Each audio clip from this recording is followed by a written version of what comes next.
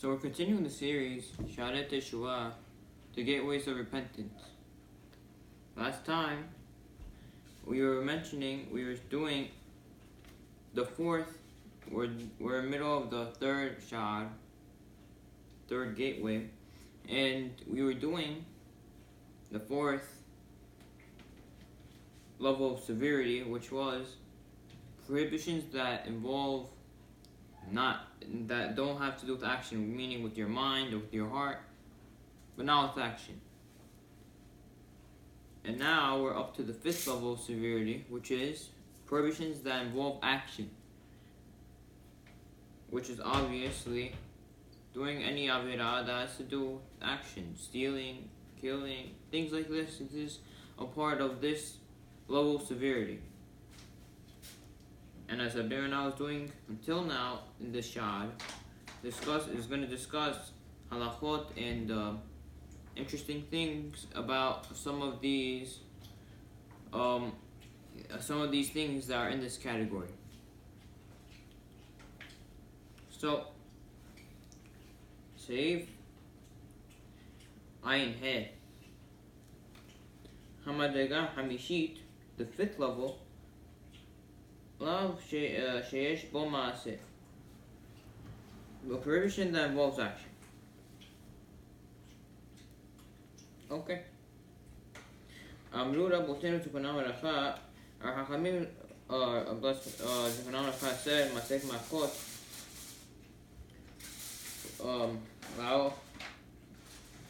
Alav sheyesh bo maaseh lokin alav, that one generally incurs malkut for violating a prohibition that involves an action.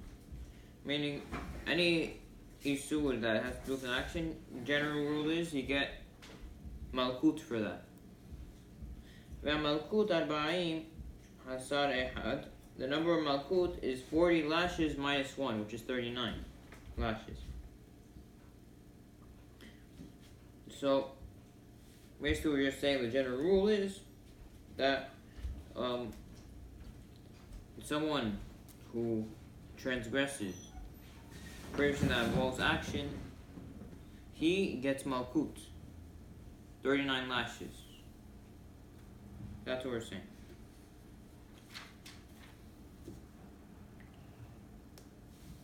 So now the Birna explains the severity of this. Malkut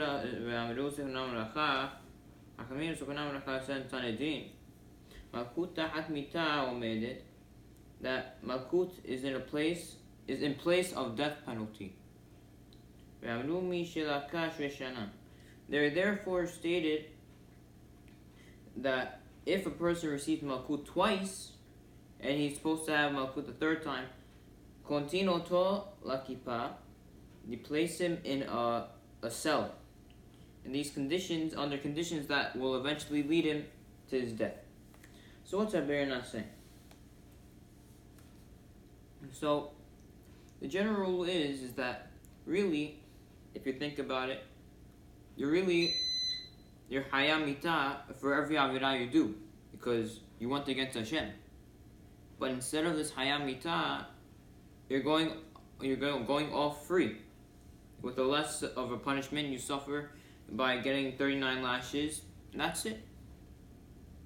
Now, Abirana is telling us that really Abirana is only saying this for when this obviously that the Bet Din only does this punishment that he puts them in a cell only if the sinner keeps on if the sinner does a sin that's hayav karet, which Bezrat Hashem will get to. With this is where all things like eating hametz on Pesach or breaking the fast Yom Kippur, one would really receive malkut, and then he's exempt for karet. That's what we're saying. So meaning, if he does it more, so if you get something that you're really hayav karet, so the general rule is that you get malkut instead. But if you do it more than once, if you get this again, you can't have more than twice, that's it. They think they're going to put him in a cell and they're going to torture him. He's going to die. That's how he's going to atone for the sin. That's what we're saying. So that's how it works.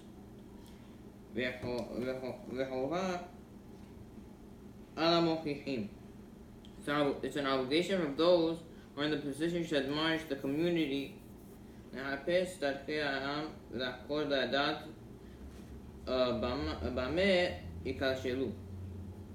to examine the ways of the people and to investigate and know in what areas of observance they often stumble. And to caution them regarding these matters. For there are many provisions that have several components.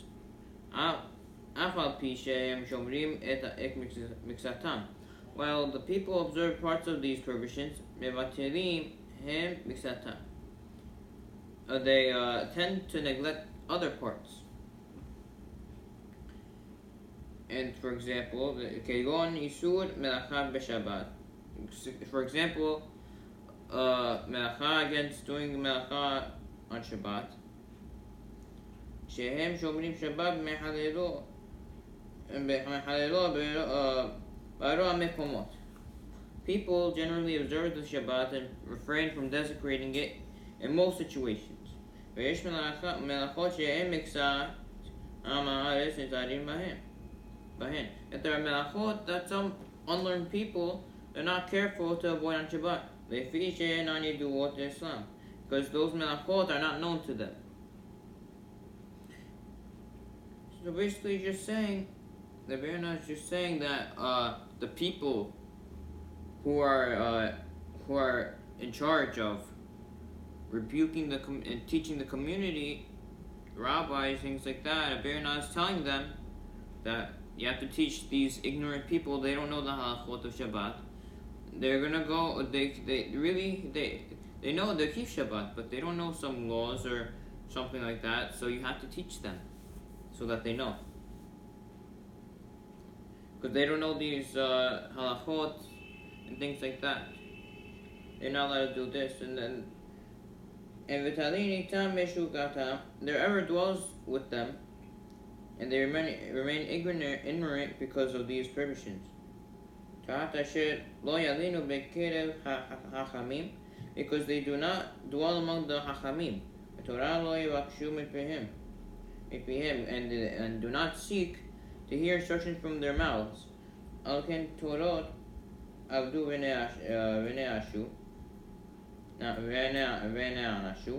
a result, they transgress Torah laws and they will be punished. You're not going to be excused. It says, shall grace be granted to the wicked one who did not learn the righteousness? Basically, Abirna is just telling us that don't think these Rishaim who, by purposely not learning from the rabbis, they run away from the rabbis, and they don't know the halachot because they run away. Don't think that they're going to be excused, and when they go to the next world, I didn't know. It's going to be considered as if they did the Avirah on purpose, because really they could have known, but they chose to run away from it. So really they're doing it by purpose. But obviously now, if you don't know, even though you try, you learn, you don't know. So that's shogeg. It's accident. You didn't know. So that's what we're saying over here. There are sinners who neglect certain prohibitions and transgress them.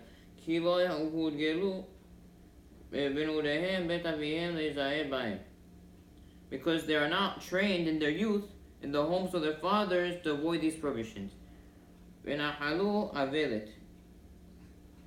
And they have adopted their father's foolishness, and they view these prohibitions as trivial. Therefore, they do not listen to the voice of their hachamim, the teachers, who try to explain to them that they're going against big isurim.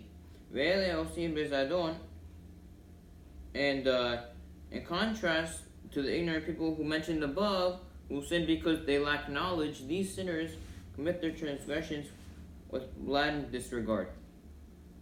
So Rebbeinu is telling us something very interesting. Worse for you to be someone who's ignorant because he runs away from the Hachamim than to be someone who grew up in his father's home. He adopted his foolishness, and now thanks to getting used to accustomed to it because he learned from his father that that's how he grew up.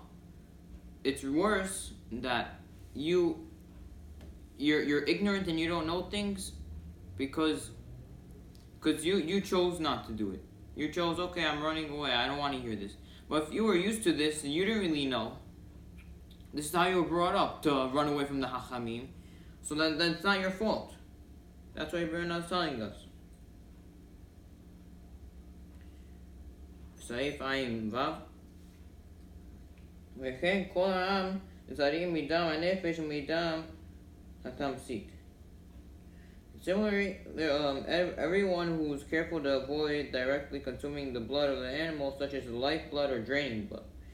Meaning, people are often careful. Lifeblood, which is the blood that gushes from the animal, right?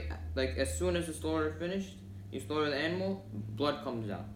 Draining blood is the blood that it gently oozes right afterward. It comes later. It comes soon. Both of these are forbidden. The blood that you actually see, people are careful not to eat it. However, מקצתם אינם נזהרים בהקשר המליחה. Yet some of these people are not careful when preparing the meat through salting. להוציא הבשר מידי דמו כמשפט. To properly get rid of the meat of all its blood as is required. So meaning also the blood that's absorbed in the animal too, you have to get rid of it by salting it. Some people do not care about this.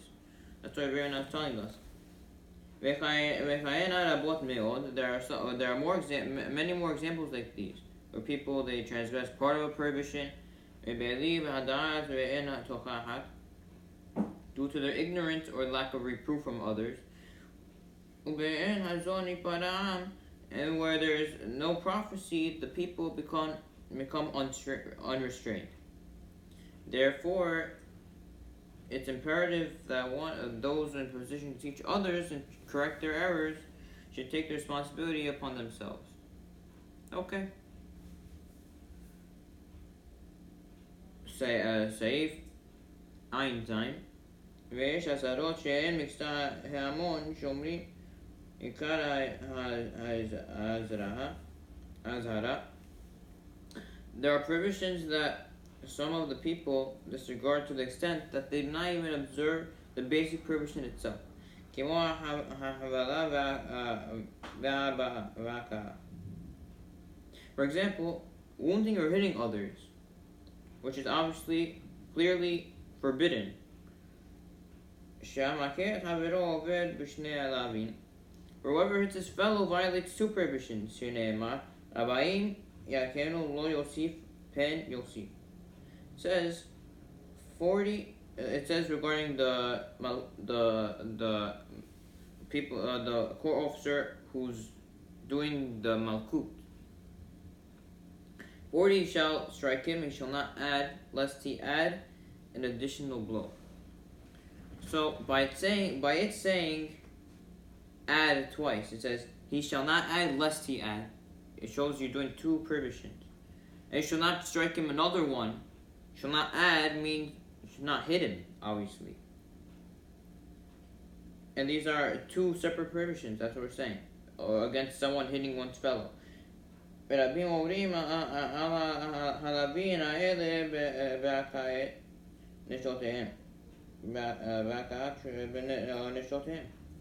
Many people transgress these prohibitions by hitting their wives, mistakenly thinking that for some reason it's mutar. So, basically what we're saying is that hitting is one of those people who apparently can't control themselves. Even though it's clearly not allowed, they still violate it. They know it themselves even. But what can we do? ואמרו זיכרונו לברכה, further said,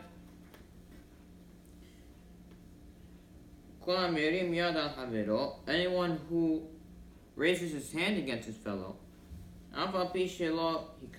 even though he does not actually hit him, he's already called an Rasha. For it says when Moshe saw those two Jews fighting in Mitzrayim, Moshe said to the wicked one, why would you strike your fellow? Why would you strike your fellow? It does not say why did you strike your fellow, it says why would you strike your fellow? Showing that he didn't actually do it, but he was gonna do it. He raised his hand, meaning to go hit him.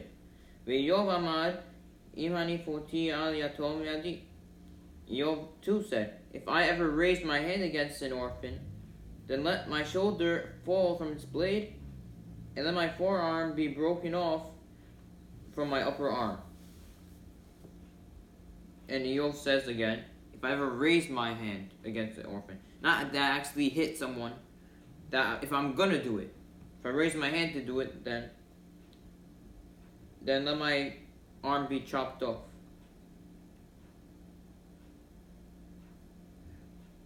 So basically Abirna is telling us that someone who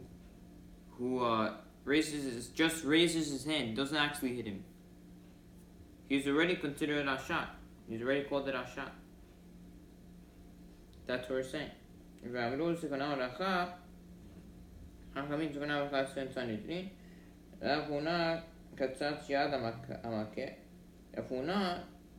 Cut off the hand of a certain person who was constantly striking other people. Amar Usro Rama Tishaver. The port of his room, Ravuna cited pasuk that a raised arm shall be broken. So now, so basically the explanation for this is of why Ravuna cut off the hand of the person is because the standard penalty for striking one's fellow is paying for the damages or malkut. You pay for damage or you do malkut. But sometimes Bet Din could impose a harsher penalty in order to maintain law and order. So in this case over here, Ravuna determined that it was necessary to discipline the guy with a very uniquely severe punishment because he kept on repeating the sin with no care. So that's why Ravuna saw it fit to chop off his arm. Save Ein Het Vechen Bash Hatan Azakan. Similarly, with destroying one's beard by shaving off with a razor, some are careless even though Torah explicitly says it's not allowed. It says in Vayikra, and you shall not destroy the edge of your beard.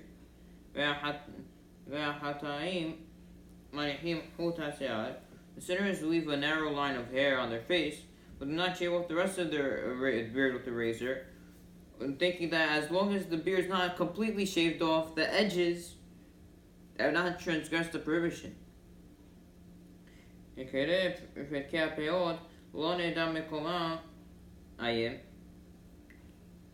Since this is foolishness, however, since the basic parameters of the edges are unknown to us, we don't know what the Torah meant by the edges of the beard.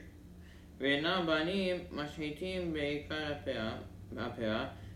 as such, these men who think that they are actually leaving the edge of the beard are most likely destroying the actual edges of the beard. So basically what we're saying is that destroying one's beard, you're not allowed to shave your beard, you're not allowed to destroy you're shaving with the razor. Some people, they say, okay, I'll leave the edges of my beard, wherever they think that is. In reality, they probably shaved the actual edge of the beard, because we don't really know exactly which of these parts are the edges of the beard. That's why we don't shave the whole beard. We don't shave with the razor. We also say same thing. והקפת פאת הראש, with regard to rounding off the edges of one's beard, which is the peot, אסורה, גם במספרים כאין תעתד. Doing so is prohibited not only with the use of a razor, but also with scissors if the hair is cut so close to the skin that it will resemble shaving with the razor. So the Birna tells us that not only could you not shave it physically with the razor, but if it looks like, even with scissors or with anything else, it looks like you actually did shave it with the razor, so then it's not allowed. You can't cut it so short. Okay, so Birna tells us. Birna gives another example. סעיף ע"ט, וכן יש אנשים לא נשמרו בגד כליים שעטנז. Similarly, there are some people who they're not careful to avoid the garments made a mixture of wool and שעטנז. כי יתפרו בגד סמל בחוט הפשתים. They sew their woolen garments with linen threads. או יעשו מבגד פשתים שפה לפי בגד הסמל. Or they make a hem for the opening of their wool garment using linen cloth. These are both forbidden. So the Birna is basically saying, also another thing people overlook is that people, they're not careful when it comes to shatnez. They sew woolen garments with linen threads. They can't do that. Or they make the hem for the opening of their wool garment. They use linen cloth. So they're also again directly transgressing the basic prohibition that the Torah clearly says, not mix wool and linen. See, okay?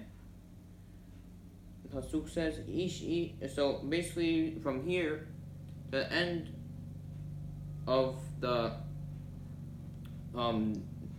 section, let's see Kufav, the Birna will say more examples of prohibitions that either misunderstood or just overlooked. Okay. So we're not starts this one. We're just now going to start cite examples.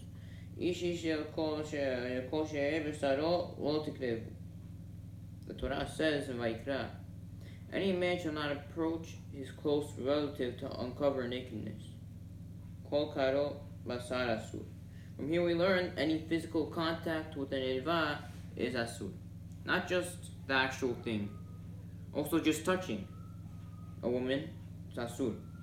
כגון הנגיעה בידי אשת איש. For example, touching the hands of a married woman. ופירוש לגלות ערווה, the meaning of the phrase to uncover nakedness, which would seem to indicate actually just the physical, actually uncovering the nakedness, you think it means, okay, don't have relations. That's what you think. But it says that to give a reason and why. Why is this touching not allowed? Because by nature, contact leads to relations. Meaning, by uncovering nakedness, that's how it leads to the actual action. So that's why the Torah says it like that. So the Birna anticipates a question. Now if you were to ask,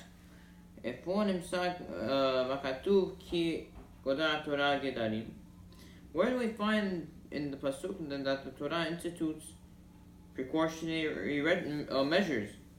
So that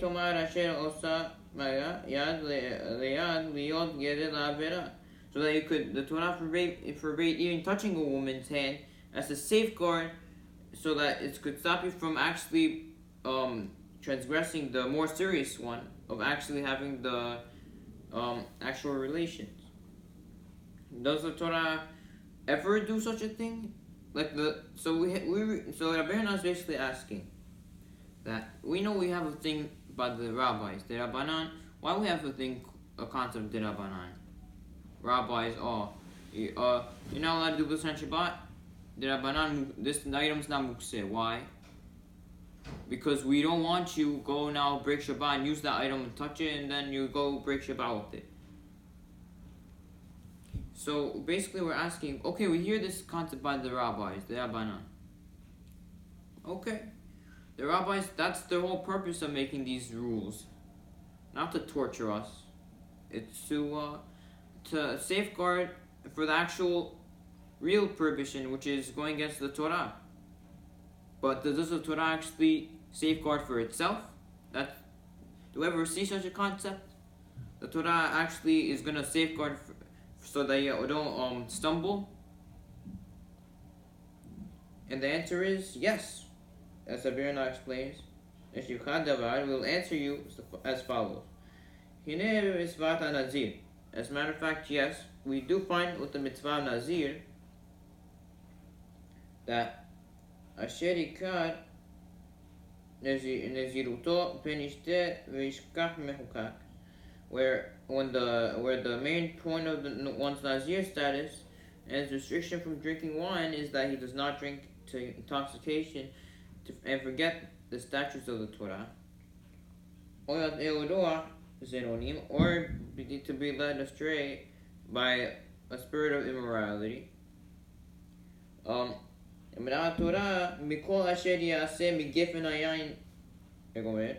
Torah says anything that's made from wine and grapes, even the pips or the skin, you shall not eat. Meaning, even if it's not intoxicating, even if it's not wine or things that's going to get you drunk, you're still not allowed touching grapes. You're not allowed.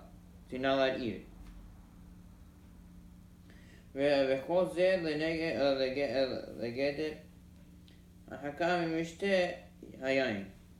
And all this is meant as a safeguard to distance an Nazir from drinking wine.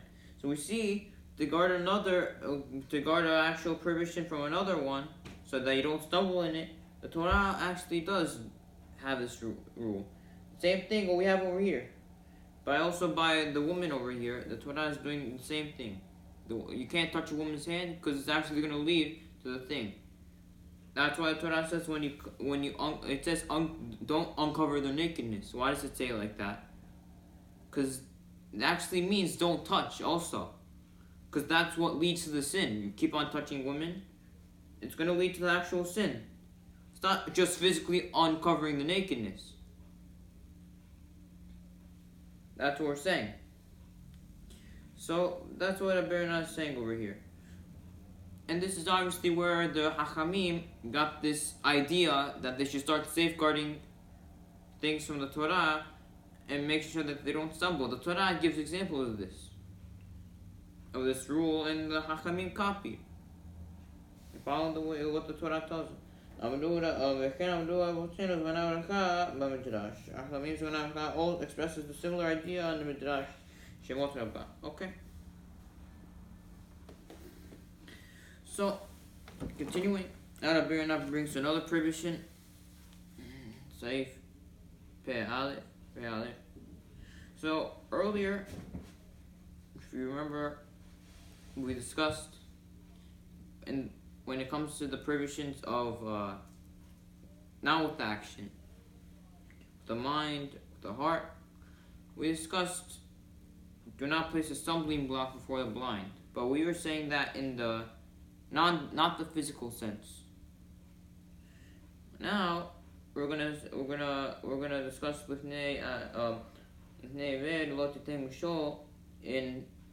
in the physical sense. So before, when we were talking about it, it was talking about telling the guy bad advice. Meaning, how do you make him stumble? But you're not really doing an action. You're just speaking to him. You say, "Oh, this is if you know halakha and the guy comes to you, let's say, and says, "Is this allowed or not?" Really, it's not allowed. You tell him it's allowed. It's allowed. That's a part of neved lo titen shol. Not allowed. But that's not the physical sense of it. That's actually, you're telling him. You're not actually doing something physically in order to get him to sin. Now we're going to focus on the physical sense of it. So Abirna says, you shall not place a stumbling block before the blind. Amnu Rabutenu Hakamim said Moe Katan. Kiuzhanu Vazele Vilti Akwat Adam Beno Agado. That this pasuk commands us that one should not strike his adult son, even if he's doing so in order to discipline him. Lest he present an obstacle or stumbling block for the son. To sin with his tongue and the greatest father, and curse his father in retaliation. So basically, Abirna says, physically what this means also is that do not place a stumbling block before the blind means, to Gemara and Moed Katan says, that it's telling us don't strike your adult son who's older. Don't strike him, because if you do, you're leading him to sin. He's basically going to sin, because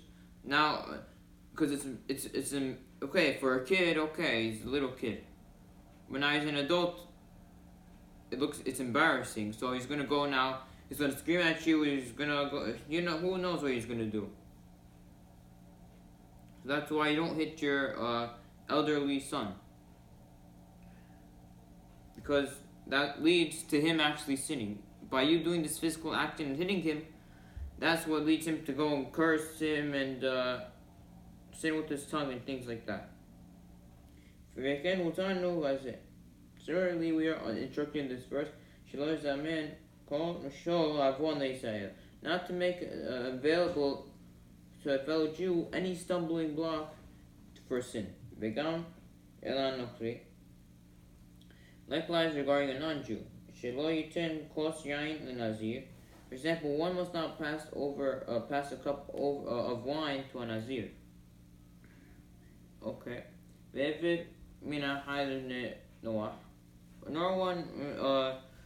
Nor should one give a piece of Eved Minahai, which is a limb taken from a live animal, and give it to a Noachide, which is a non-Jew.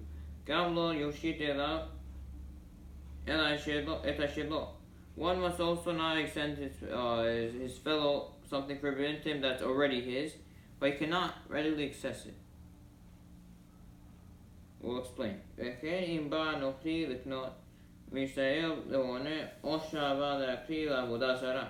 Also, if a non-Jew wants to buy frankincense or wax for candles from a Jew, the purpose of offering it to Avodah Zarah, you must not sell it to him. Meaning, likewise, one must not sell books of heresy to a non-Jew.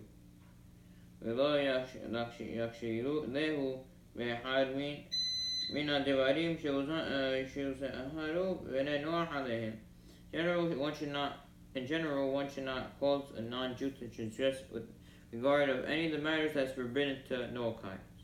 Okay. Basically, Abirna is telling us a bunch of things that this pasuk is coming to teach us. So, with Nevid, we show teaching just a couple of things. In the physical sense, it has more that we already mentioned. But the physical sense, we had, don't make it available for stumbling block for don't let any fellow Jew don't make it that do something physical that's going to lead him to sin, like a physical stumbling block. That's what it is. But Abirna says it doesn't just apply to Jews, also non-Jews, as he goes on to give some examples. For example, you cannot pass a cup of wine to a Nazir, meaning because a Nazir is not allowed to you're not allowed, a Nazir is not allowed to have wine. So you pass a cup of wine to him, you're not allowed. If he doesn't know, he can't see, or let's say he's blind or something, you make him drink it, he doesn't know. And this obviously also applies even to a non-Jew, Nazir. That's what we're saying. Also, you may not take a limb from a living animal that's still alive and give it to a non-Jew also. Because if you do, he's not going to realize, even though the animal might not be here, or he doesn't see the animal, you give it to him. So by giving him a piece of live animal which is not allowed, it's part of the 7 laws of Noah. Since he can't do it and you give it to him, it's not allowed. And he doesn't know. That's a part of this sin. Also, even if it's something that's already his, but he can't really access. For example, the Gemara says that of this, a classic example of this is that, let's say a Nazir is on one side of the river and the wine is on the other side. He needs help, someone to get him the wine. So you by you being that volunteer and passing him, you know this guy's a Nazir. He's a Nazir, but he wants wine. So you can't go now and help him by physically giving him the thing, even though it's his, yes, but he can't really get it right now. He's on one side of the river, he can't reach it.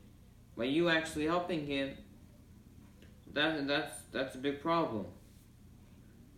That's what we're saying over here. Also,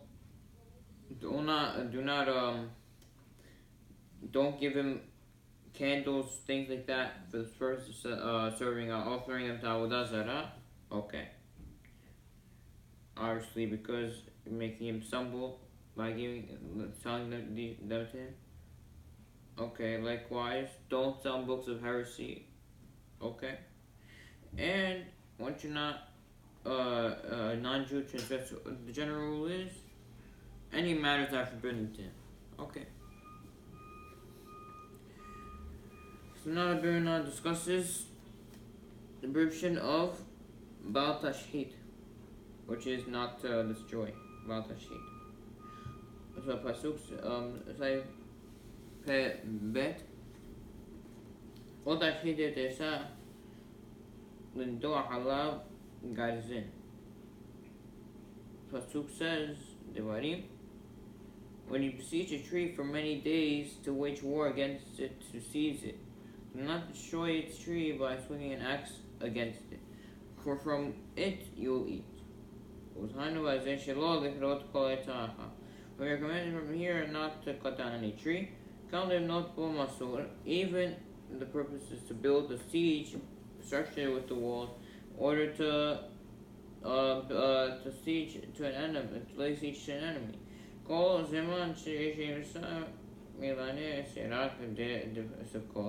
As long as the trees, if there are enough trees available, they have enough available wood from non-fruit bearing trees to supply the army's needs. So basically, we're not saying generally you can't cut down a fruit tree, which is part about Tashit, which is actually the one that the pasuk actually gives us. That's the actual example the pasuk gives us.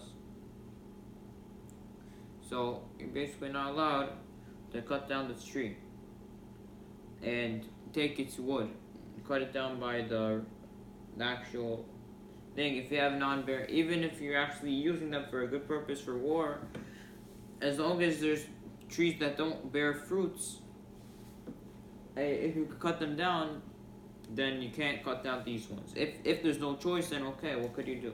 You could cut them down. We're also commanded by this pasuk not to waste money or destroy our possessions needlessly. Basically, not to waste anything.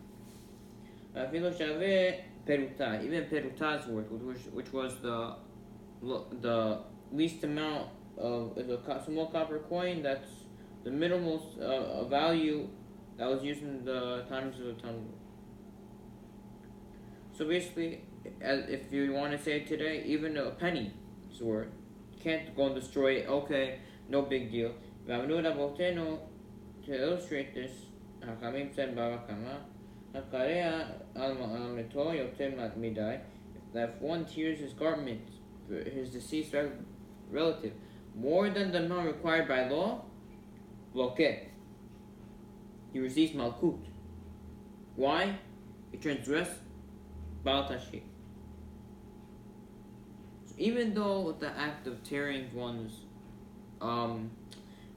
even though you think you're doing something good, okay, I'm being extra. Even though I'm going to get above the law. Over here, you can't go above the law. You're not allowed to go above the law, because if you do, Baal Tashit, because now you're ripping clothing. Extra clothing for what? You're not allowed. Even though you think you're doing it for a good cause, and after what above what the halakha says, you're not allowed. That's what Rebbeinu tells us. And you receive malkut. So it's not something, okay, no big deal.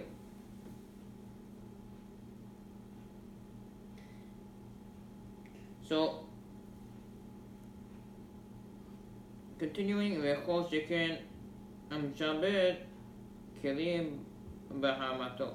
Certainly, one who breaks utensils in his rage is worthy of punishment. Time since he has done two wrongs.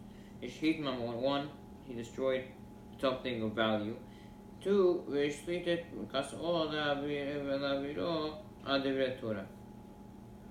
two, he has empowered his anger to control him to leave it to transgress the words of Torah. In this case, do not destroy, Baal Tashit. This will also cause further transgressions. For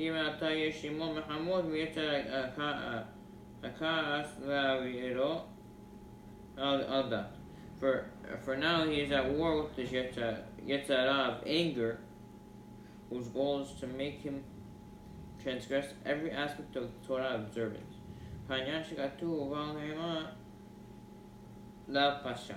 According to what is written, a man of wrath is full of sin. Okay, basically what we're saying is over here.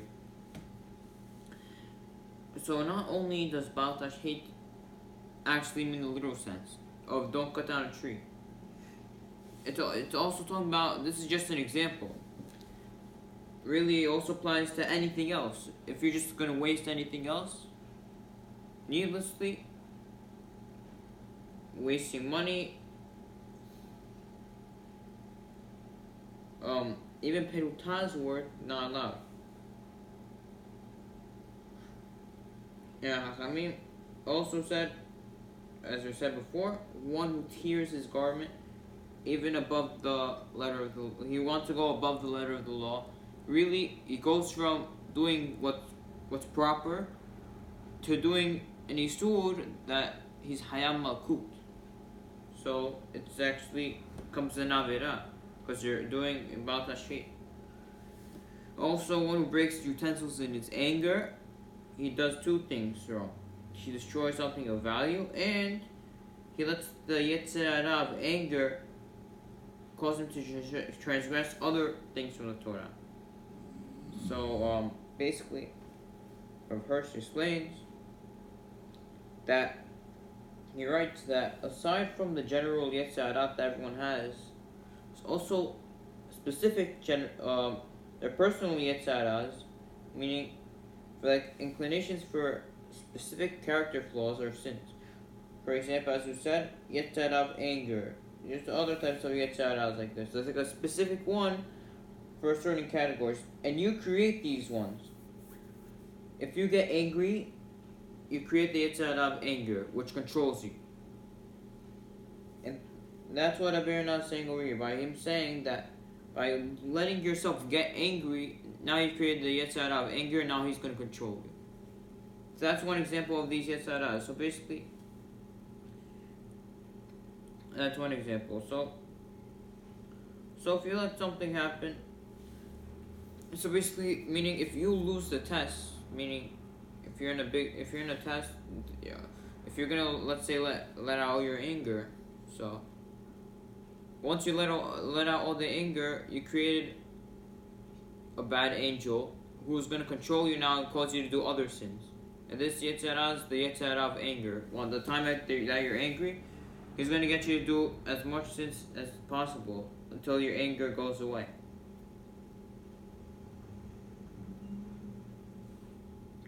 Which, in according which it's written, a man of wrath is full of sin. Okay. We've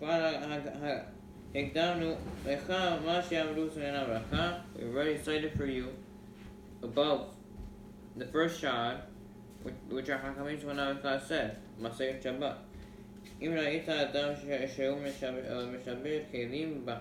Someone, see person breaking utensils in his rage, he should be in your eyes as though he practices Avodah Zarah, because he set himself on a path that could lead to actual Avodah Zarah. For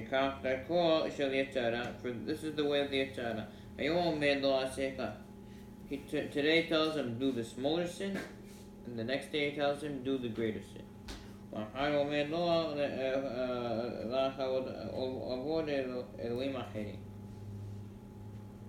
next day he tells you go worship other gods. So again, as we said in the first shad, the Berna says, in the Gemara, if you see someone he gets angry, he breaks the utensil, he smashes it, he throws it on the floor, smashes it because he got angry. It should be in your eyes as he practices Avodah Zarah. Why? Because the way of the Yetzirah is to start with a small sin and then you go to a big sin, which is worshipping Avodah Zarah. More examples of Baal Tashchit.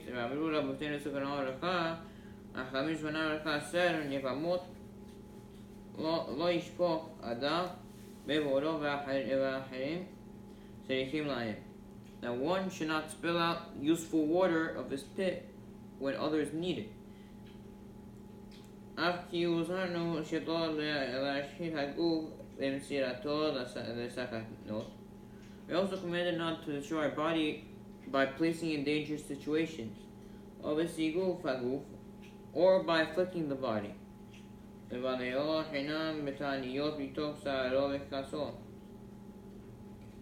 Causing it to waste away needlessly through self-destructive fasts, which one engages as a result of personal suffering or anger.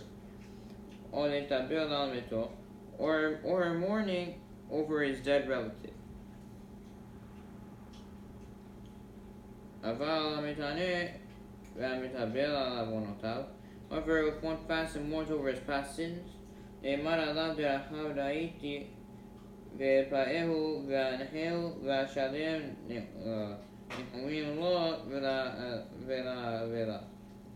regarding him Yeshaya, I, Hashem, have observed his repentant ways, and I'll heal him and guide him, and I will grant consolation to him and to his mourners. So basically, Averna is saying, he gives more examples of Baal Tashchit. So first one he gives is one should not spill out water, useful water, in the pit when others may need it.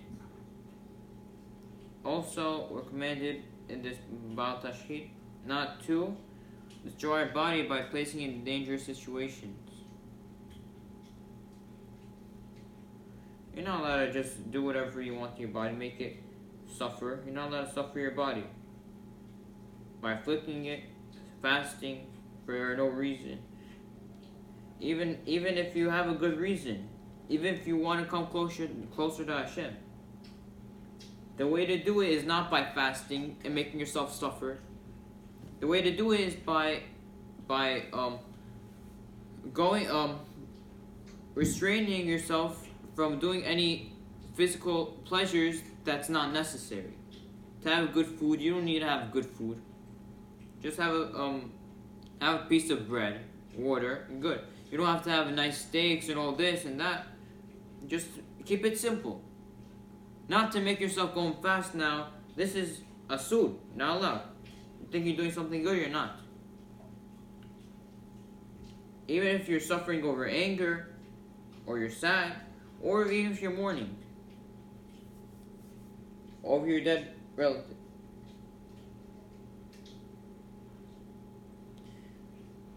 And obviously there's one exception though.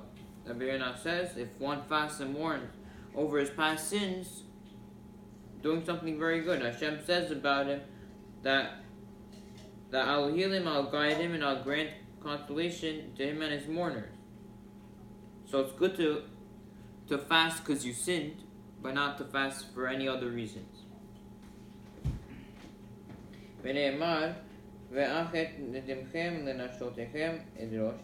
Also says in Bereshit, however, your blood which belongs to your souls I will demand.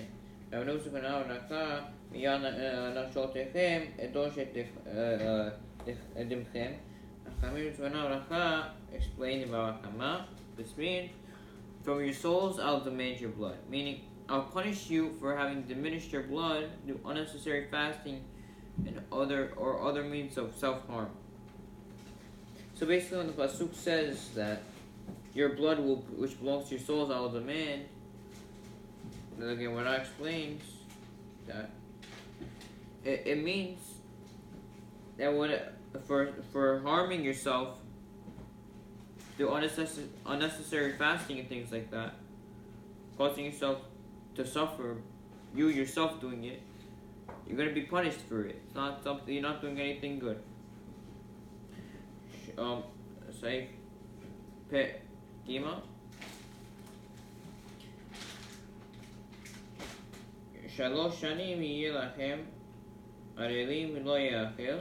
Torah says in Vayikra, when you come to the land and you shall plant any food trees, and you shall treat its fruit as forbidden. For 3 years they shall be orlat to you, and they shall not be eaten. So basically 3 years, you're not allowed to, for 3 years, first 3 years of fruit, you're not allowed to eat this fruit. Now there are two stringencies regarding Olah.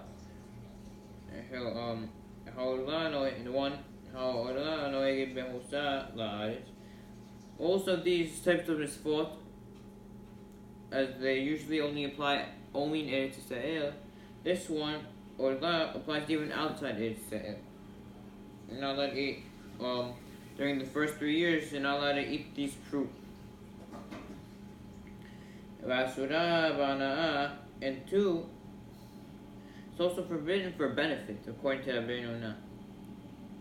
Meaning, if you want to light a lamp of oil with the olive of an orah, that's orlah, not allowed. So basically, although the Rambam says that really, wait, hold on, no. Basically, what we're not saying is that for these 3 years, it shall be a lot to you, it shall not be eaten. So there's two stringencies about this. One, usually these things have to do with the land, only applying to Israel. Things like that. But over here, Olah also applies to even outside Israel. That's 1, 2. You can't benefit from it in any way. Benefit means over here, anything that's forbidden with respect to deriving benefit, asur l'tato atana legoy. It's forbidden to give a gift as a gift to a goy, non-Jew.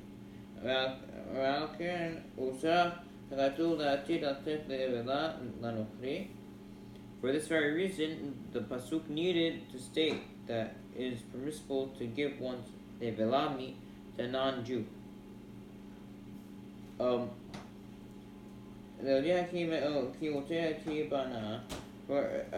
let us know that one may derive benefit from it. You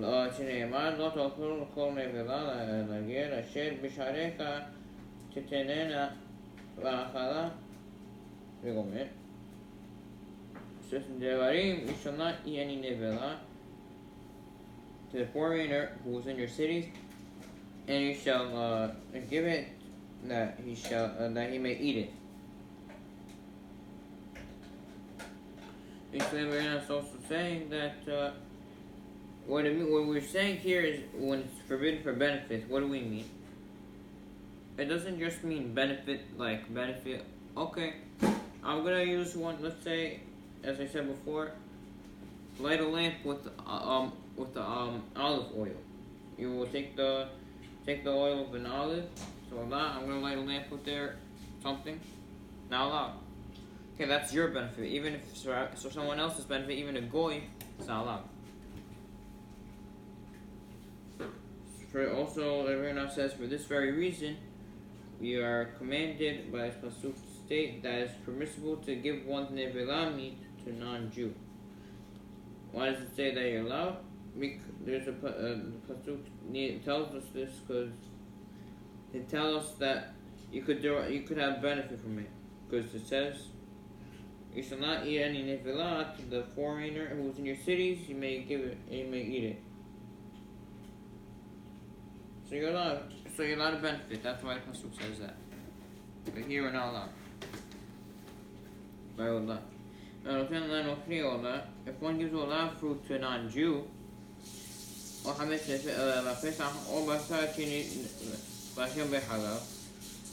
if he gives a non-Jew hametz on Pesach or meat that was cooked with milk, he received malkut, וכן אם ייתן מהן לפני כלבו שמזונותיו עליו. Similarly, if one gives any of these forbidden foods to his dog or any other animal that is responsible to feed, he's liable to malkut. This is because he derives benefit by saving himself the cost of feeding the animal. So this also means eating or not is punishable by malkut. That is basically stressing that it applies similarly to deriving benefit from Allah, such as giving it to a non-Jew. Also mentioned foods that it's forbidden to benefit from. Basically, so one gives Allah to a non-Jew, or he gives a non-Jew hametz on Pesach, or meat that was cooked with milk, which is also not allowed for benefit. He receives malkut for these things. Similarly, if one gives any of these forbidden things to a dog, even for benefit, he actually is benefiting himself, because now he doesn't have to go spend money to support and feed his dog. And follow that. The obligation with regard to Allah and Kilayim, mixed seeds of the vineyard, whether they are grown in Israel or outside Israel, is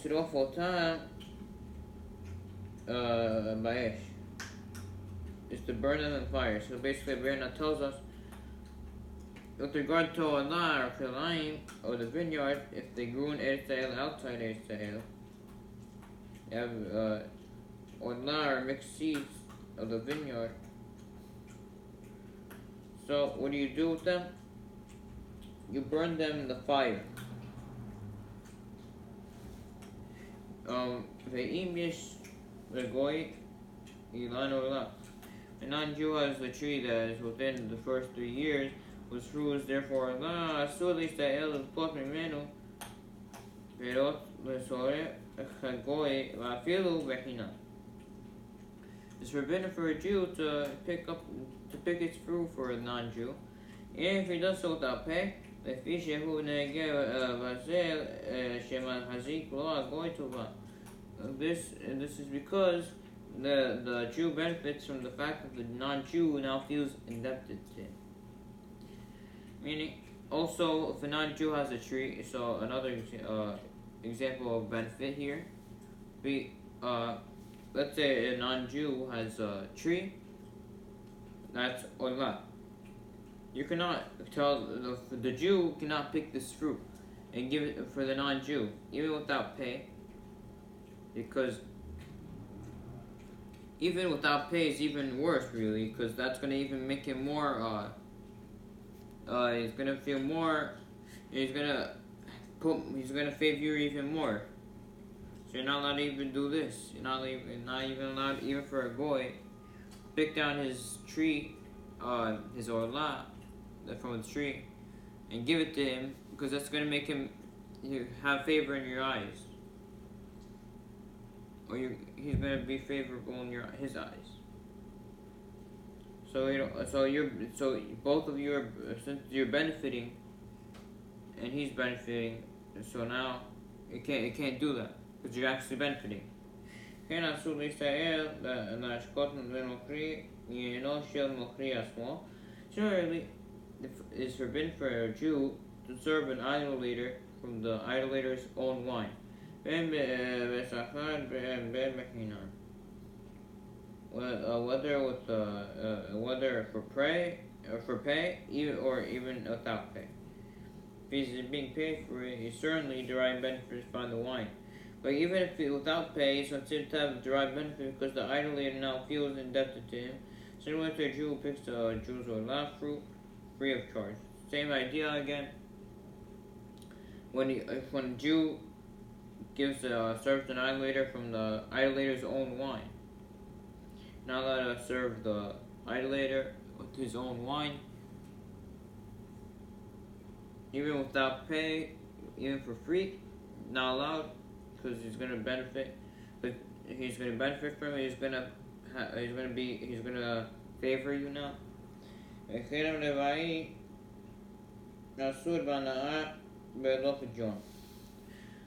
Also, the fourth year vineyard is asud for benefit until it's redeemed. But this is only Rabbi Yonah. Then it says this is the fourth thing. That's what when I was mentioning before with the word la, I got mixed up. I meant the fourth thing, which is the when it comes to the fourth year, till it's redeemed. You're not allowed to do any benefit until you redeem it. It's a for benefit only according to Rabbi Yonah. The Rambam says though that really. So Rai is when it's redeemed, only you're not allowed to eat from it, but you're allowed to benefit. And פודין אותו על שיבוא מפלותיו לעונת המעשרות. Even one may not redeem the produce of a vineyard until its fruit have reached the time of the Maserot, for them to be taken from them. So meaning you can't now redeem. So you can't just say, okay, now I'm in the fourth year, let me redeem my fruits. You can't just do that. You have to wait till the time that they're actually the time that they're time for the Maserot. Till they reach their stage of growth, which they're subject to this to Maser. And when is this time? When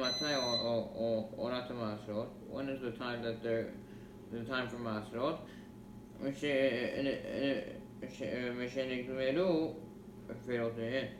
The fruits are considered completed to be deemed edible. When are fruits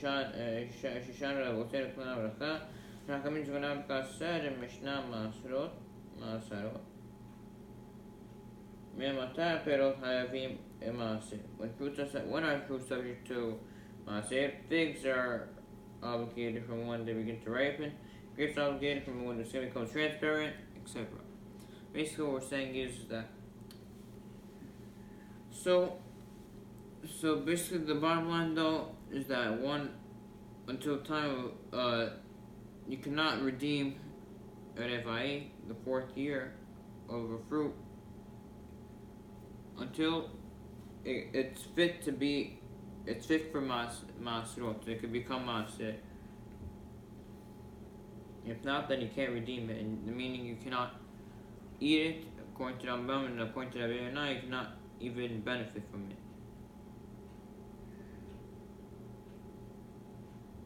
So another prohibition, which is known as Gita Naseh,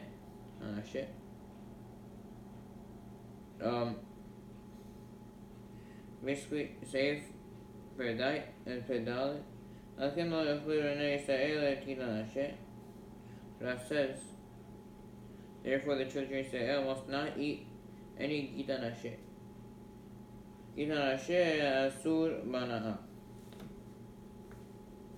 In addition to being prohibited to be eaten, ginan asher is also prohibited for benefit. Basically, the ginan asher is basically where the animal, both their sciatic nerve, both the right and left thighs, is prohibited for. So basically, only point again, same idea over here. Verna says cannot eat the gidan asher. Verna says you can't even benefit, others maintain. You could. It's not just you could. Really, you're allowed to benefit, but you're not allowed to eat from it only. ואסור לתיתו לידו ושבחתו הנוכריים. Therefore, it's forbidden to give ginan asher to one's non-Jewish servant or maidservant to whom he's responsible to feed. ואסור לשלוח ירח ולגוי ויגיד הנאשר לוקה. It's likewise forbidden to send the thigh of an animal to a non-Jew with the ginan asher still inside it. ואסור ליתן ginan asher ושמנו לחבו וחתול שמזונותיו עליו.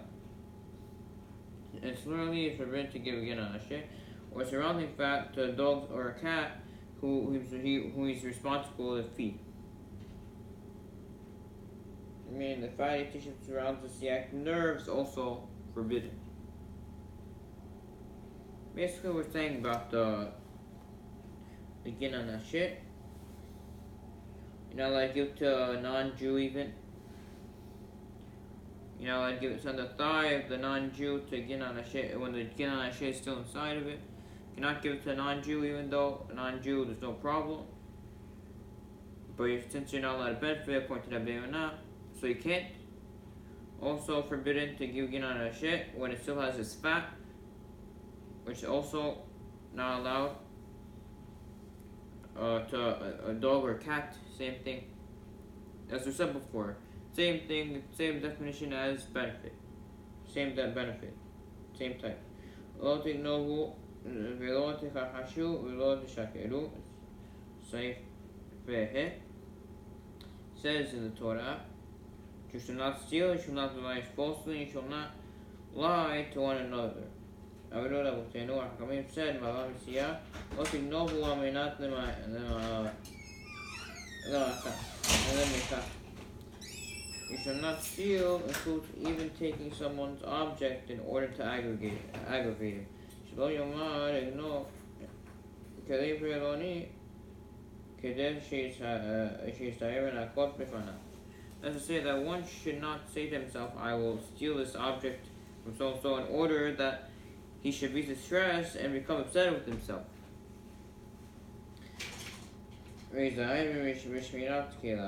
And this way he'll learn to watch his objects more carefully in the future.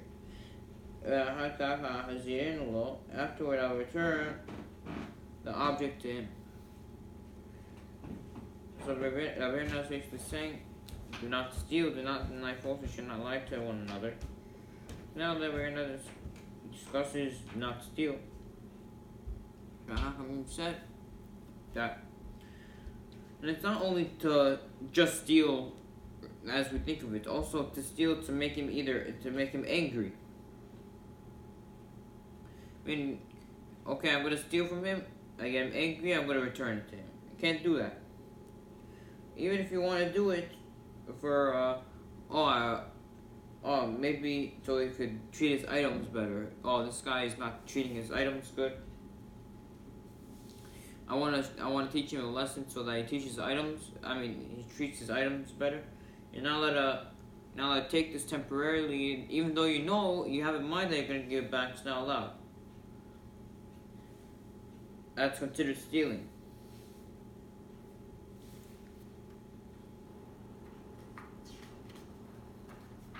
That's what we're now saying. So one must also avoid the act of thievery, even if he's entitled to the item that he's stealing. Meaning, if someone stole an item from him, how should he steal it back? Meaning, should he do it the way of thieves? Let's see.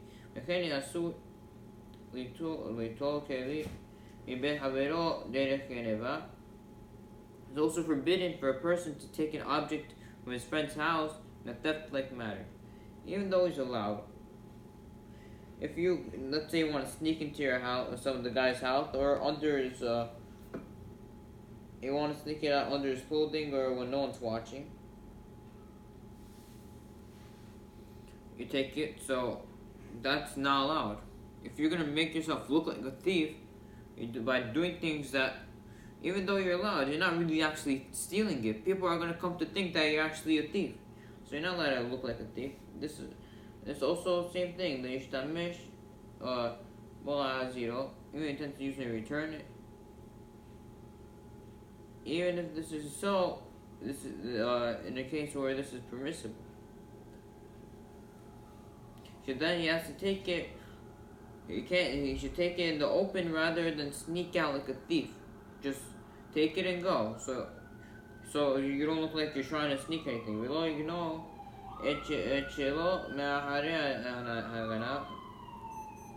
likewise, one must not steal the object behind the back of the thief who just stole from him. So that he doesn't look like a thief himself. Meaning, let's say someone stole something from you. He picked something out of your pocket, something. So now he stole something from you. You're obviously allowed to take it back. But you're not allowed to go sneak in and do it the way he did it. It's also not allowed.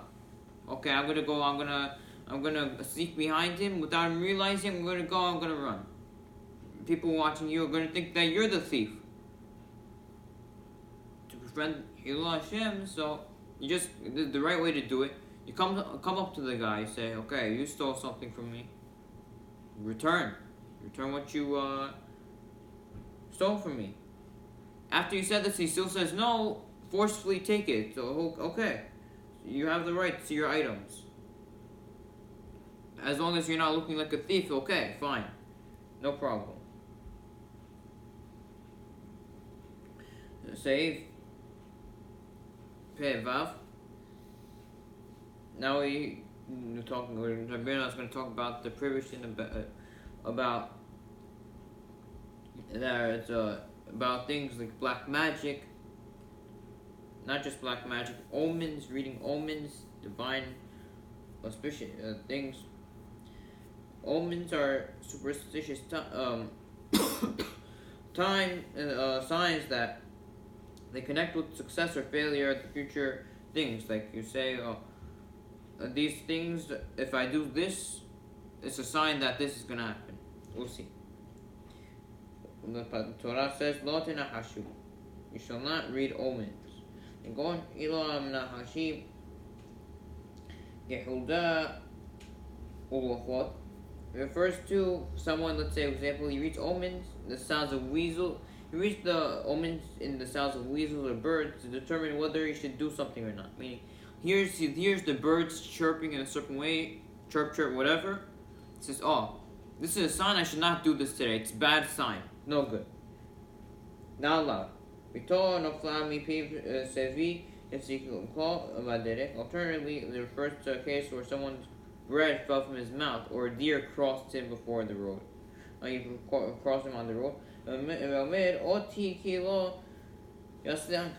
he says, that's a sign that his current course of travel will not be successful. It says, bread fell out of my mouth, a deer passed by me, something, it's a bad sign. Don't go on the road. Why? It's not going to be successful. It's bad luck, as they say. We're not allowed to believe in these things. They're not true. As a result of this superstition, he turns from his path. This is called reading an omen. Same thing. Forbidden. And the same goes for anything that's similar to such things. With regard to all such matters, the Torah warns us that one should not follow omens. Neither to take action based on an omen or neither to refrain. So there's two things that are part of this prohibition. Not to take action because of it, meaning it's basically, it's like saying it's a good sign, it's good to do this. If you see this happens, it's good, do it. Or or if something happens, it's bad. It's bad luck, it's not good. It's basically good luck and bad luck. Now that I believe in these things.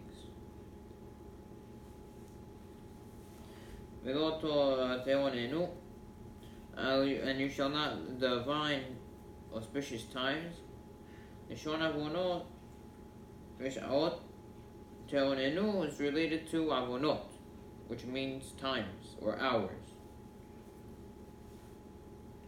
Aside for sin, also means times or hours. Shomrim yom peloni yafe v'achil melacha.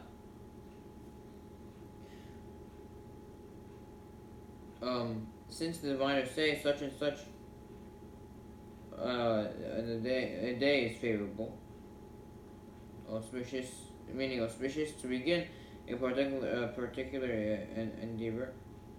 Kashela said, or such and such an hour is unfavorable time to depart on a journey. Here too, connection between the particular time the diviner declares to be either favorable or unfavorable, in the event that one that should therefore be performed or avoided at the time, based on more mere superstition is forbidden.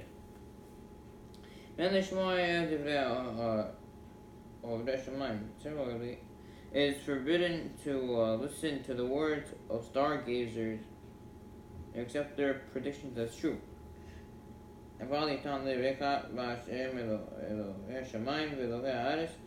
Rather, let your heart trust in Hashem, your God, the God of the heavens and earth, for He alone controls man's destiny.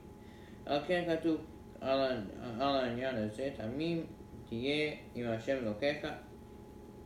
it. It's written, regarding this matter, you shall be wholehearted with Hashem, your God. From here, we can infer from this verse, in this pasuk, that he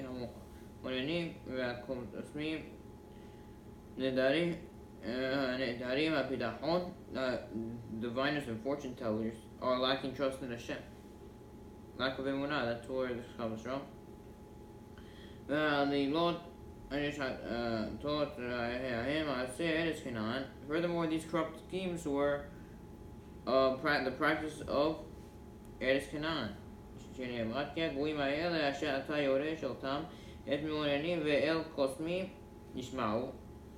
For it is stated in the very next pasuk,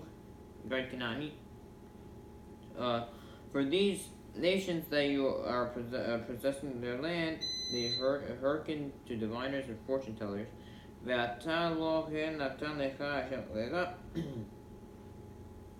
As for you, not so has Hashem your God given you. Therefore, you must utterly reject these practices. So, basically, whatever you're not telling us, besides from do not read omens, do not, pasuk tells us also, do not divine auspicious times. Meaning, what does this mean? Similar to the word onot, which is times or hours. Since the diviners say that such and such a day is favorable. Say, oh, this time is favorable, at this time it's a good time. And they also say this time is bad time. It's bad to go out this time, it's good to go this time. This is fortune, this is a favorable time, this is not a favorable time to depart on a journey, things like that. Like they say 3 o'clock a.m. is not a good time. Same thing, it's not allowed. Also, with this, we also have the issue not to listen to the words of the stargazers. Once they look at the stars, they tell you this is what's going to happen, now listen to them. Really, and if you're doing this thing, Abirna tells us something interesting. This just shows that you lack emunah on Hashem. Shows, okay, you have to go to these people and see, oh, what's my future gonna be? What's gonna happen to me?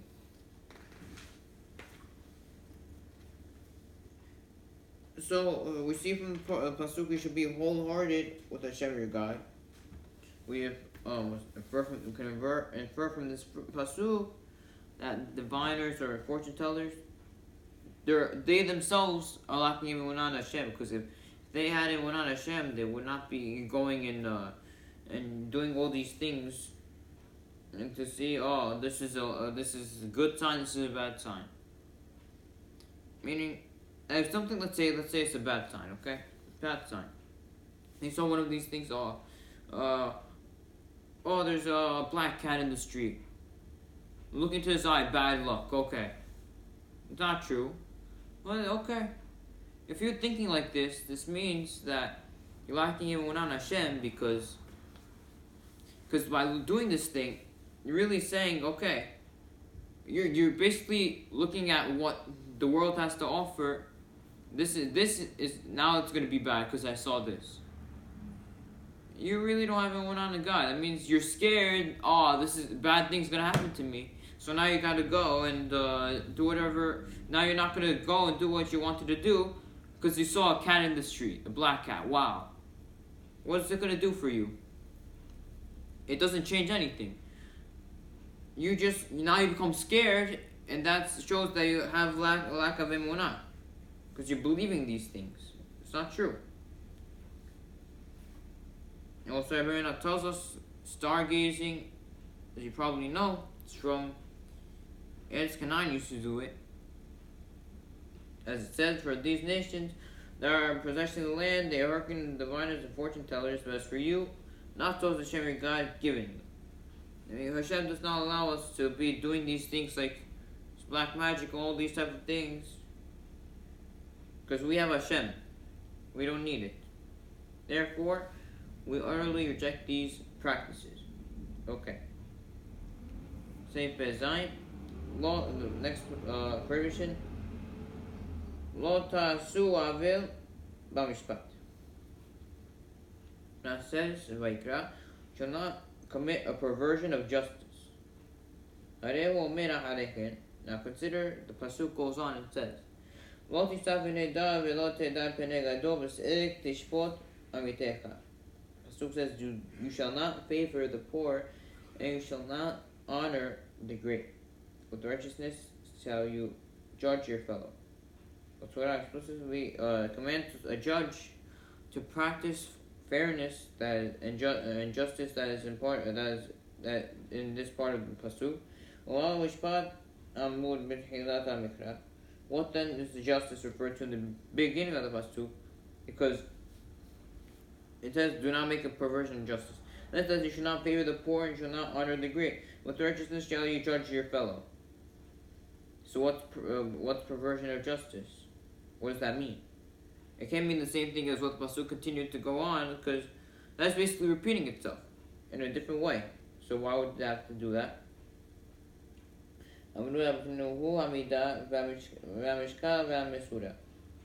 Hachamim state it refers to practicing integrity in matters of measurement, weight, and volume. Thus we learn, we are taught that one who measures our merchandise and for sale, he's called a judge. So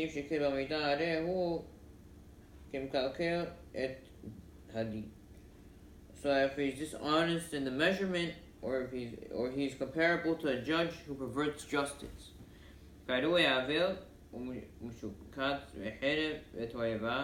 And dishonest, and just like a dishonest judge, he too is called corrupt, repugnant, banished, and abomination. In addition, much like one who corrupts justice, he brings about five evil things, not just himself, so people too. Contaminates land, desecrates the name of Hashem. 3. He drives with the Shekinah. 4.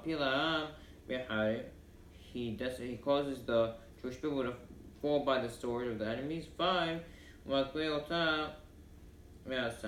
And he causes them to be exiled from their land. And this is for what? Perversion of justice. What does that mean? Doesn't mean a judge perversion of justice. He should not favor the poor, favor honor people. Shouldn't, because the pasuk goes on to tell us that. So really, rather, what it means is something else. And what does it mean? It refers to, Hachamim say, refers to measurement, volume, and weight. Meaning, you're selling things, and you're dishonest. Meaning, you say something is this big. Let's say you have some valuable diamonds or something. The size and the volume and things like that, the weight, it determines its value. So now you go, you advertise, you say this is much bigger than it really is, or it's much more. There's much more. It's much heavier. It's much more whatever than it really is. This is the same thing as perversion of justice, and the same halachot. Then you're still considered a corrupt person, repugnant, banished, and abomination for this. And you bring 5 curses that contaminate the land, desecrate the name of Hashem, drive away the Shekinah. You cause the people to fall by sword, and you cause them to be exiled from the land. Why? You decided to go and say, oh, I'm gonna cheat my customers by doing by basically saying, okay, I'm gonna lie to them. I'm not gonna really sell them what I told, what it really is. Similarly,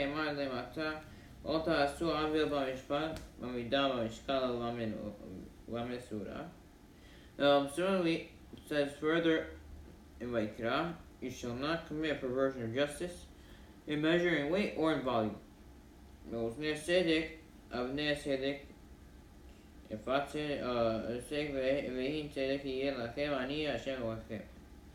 shall have correct scales, correct stones, and correct ephah, and correct hin, because I am Hashem, your God, who brought you forth in the land of Mitzrayim.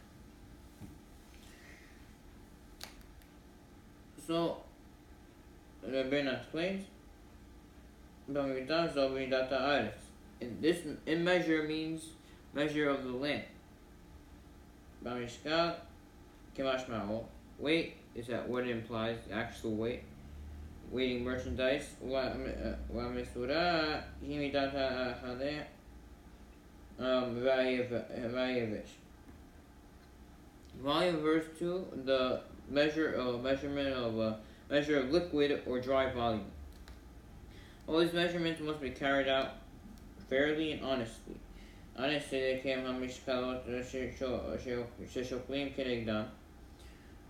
Correct stones are weighed against which merchandise is weighed on the balance scale. Ephah midata ayavish. Ephah is the dry measure. Hin zo midat hana. He's a liquid measure. All these must be accurate. And when it says Ani Hashem Hashem Asher Osteti, when it says I am Hashem your God who took you forth from the Mitzrayim, what it means is Ani Hanti Mitzrayim ben Tipa Shebechor Tipa Sheena Shebechor. I Hashem discerned Mitzrayim between a drop that produced from a firstborn and a drop that did not produce a firstborn. Based on that, I punished the Egyptians. And the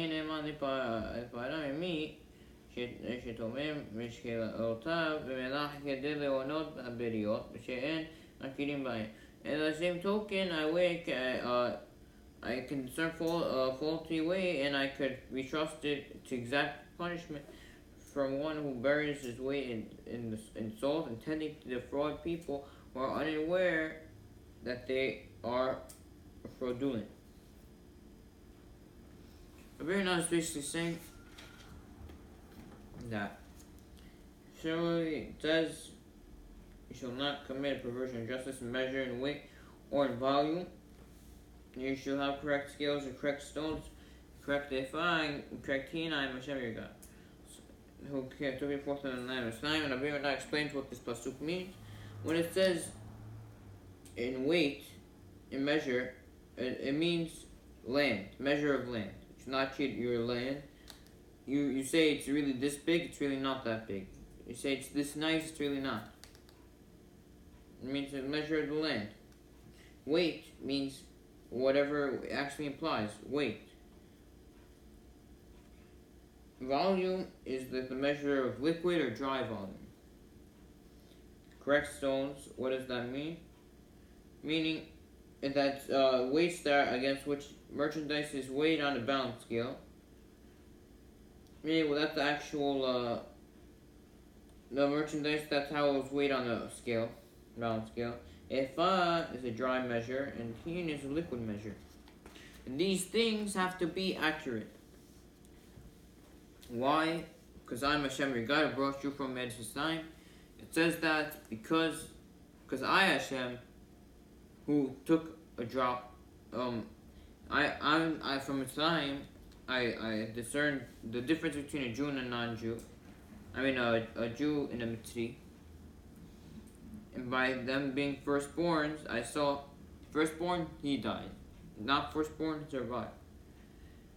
So by doing that, just like I did that, by a firstborn, I killed the firstborns, and the non-firstborn, I kept alive. So to you, I could be trusted. Also, if you're cheating people by these measurements, you could get exact punishment. With your cheat, you say it's really little, but it's kind of like you're saying that's it's not a firstborn, while it really is a firstborn. Or no, really the opposite. You're saying it's firstborn, it's not really firstborn. Kind of like that. And that's what basically we're saying over here is that just like Hashem did that, he discerned the difference between a firstborn and non-firstborn. So to you, you could also trust. Hashem says also, not just like I did that. Also, I could discern between if it's really true or not. If you're really lying or you're not. That's the point. I know, Hashem says, I know if you're cheating someone or not. I say, oh, I didn't really mean to do it. Hashem knows what you're thinking. So don't go try cheating people now. That's the point. Saif Peh, Abir discusses a conversation relating to conduct of lend toward his borrower. Lotiye Lokinoshe.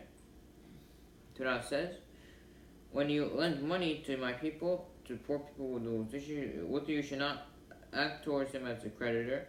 We are commanded by this pasuk not to distress the borrower who lacks the funds by demanding the repayment of the loan.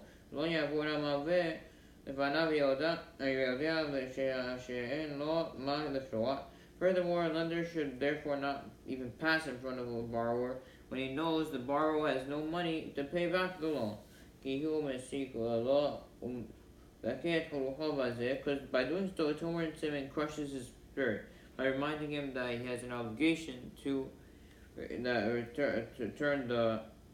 has an obligation that he cannot meet by returning the money.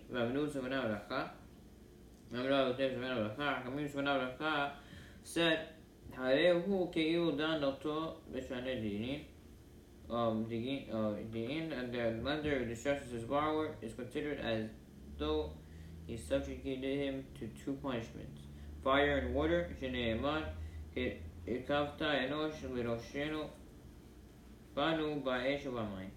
For it says, you have mounted a mortal press press us for payment, for we have entered fire and water. Basically, what we're saying is that one, the pasuk says you should not distress the poor. You should not act toward him as a creditor. Commanded by this pasuk, so a poor person, don't distress him. Keep on reminding, oh, do you have my money yet? Do you have my money yet? If he doesn't have it, doesn't have it. stop keep on reminding him, and you're crushing his spirit. He feels horrible that he can't pay. If he had the money, for sure he would pay, but he can't. Also, we're also commanded not even to pass by this person, because just by passing by him, so if you see him, go on across a different street so he doesn't see you. Because if he sees you, he's going to be reminded that he can't pay you the loan, and he's going to feel bad about it. You don't want to remind him. That a lender who distresses his borrower is considered, he's subject to two punishments. It says, 1. We have mounted a mortal press for repayment, and we have entered fire and water. Why is he considered fire and water? Because really, fire and water is an allusion to embarrassment. Embarrassment, fire is first your face turns red. The water, then your face turns white. So that's why you enter fire and water. So, the Verna continues that Uila Totina is appropriate to don the mantle of zealotry, to take the initiated. To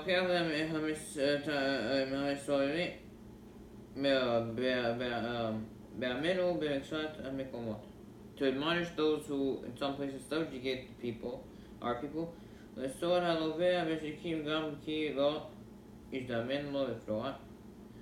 and put shackles, meaning they imprison a borrower whose loan is outstanding, even when he does not have money available to pay back the lender.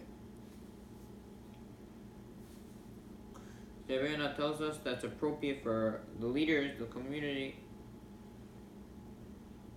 to admonish those who basically they imprison borrowers, all that they can't pay back the money. Oh, what are you doing? Why don't you have the money back now? It's appropriate to subjugate such people.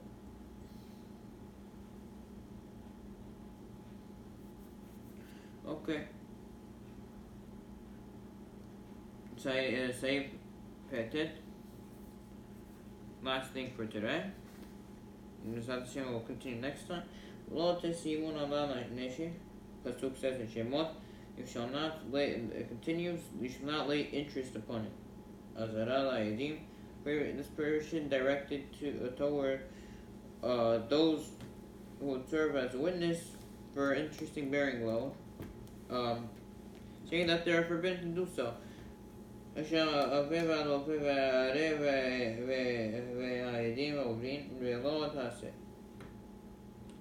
For all who participate in such a loan, the lender, the borrower, and the guarantor, as well as the witnesses violate mitzvah prohibition, like how this pasuk in some on account of other pasukim of the Torah. This pasuk, however, clearly indicates that even witnesses, al ken amad lo tesimun meshon abim. This is why pasuk says you should not lay interest in the plural form. It says tesimun.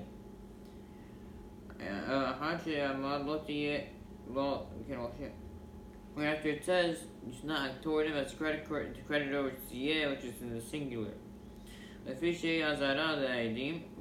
unlike the first part of the pasuk, which is speaking of lender in an individual, the second part is speaking about when they direct the provision directed also toward the witnesses. Basically, we're not saying. The pasuk continues, "You shall not lay interest upon him," using the plural lo tesimun. This is not only directed to the actual person laying interest, it's also the people who, the witnesses for this to happen. The lender, the borrower, the guarantor, all these participants in such a loan, as well as the witnesses, they violate a mitzvah, they violate mitzvah aseh.